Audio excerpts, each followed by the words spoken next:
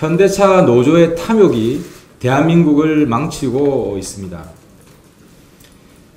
최저임금 급격 인상과 주휴수당 최저임금이 포함되면서 현대차 노동자 중에 연봉이 5,600만 원인데 최저임금 미만이 6,000명이나 된다고 합니다.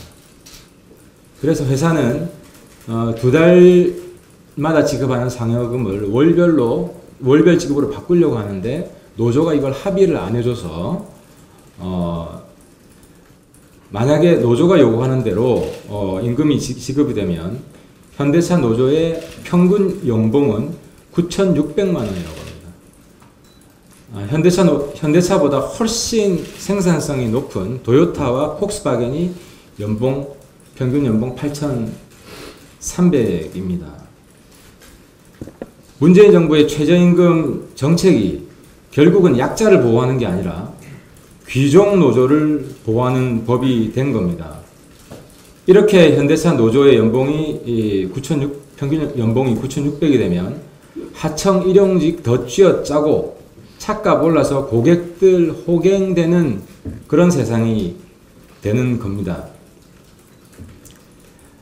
문재인 정부의 소득주도 성장이 결국은 반청년, 반서민, 친민주노총 정책이라는 것이 다시 한번 확인되는 것입니다.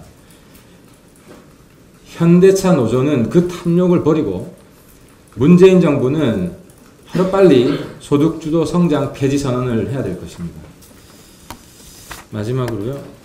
어제 기업인들 문재인 대통령 미팅에 대해서 저도 한 말씀 간단히 드렸습니다. 문재인 대통령은 아래 사람에게 책임 넘기지 말고 규제개혁 총대를 직접 매야 됩니다. 바른미래당이 도와주겠습니다. 제가 어제 예고했던 대로 문재인 대통령과 경제인들의 미팅이 거의 하나만 한 걸로 끝났습니다. 어제 제가 밝힌 최저임금 동결이나 노동개혁에 대해서는 하나도 언급이 없었습니다. 경제인들도 쇼에 동원만 되고 실망스럽다는 분위기입니다.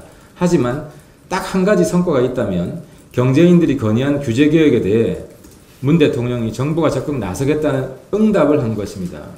문재인 대통령은 법률 개정이 필요한 것은 입법 절차상 시간이 걸리겠지만 행정명령으로 인한 규제는 정부가 선도적으로 노력해 나갈 수 있다며 홍남기 부총리에게 집중적으로 노력해달라고 당부했습니다. 만약 이 자리에서 대통령이 직접 챙기겠다고 했다면 박수를 받았을 것입니다.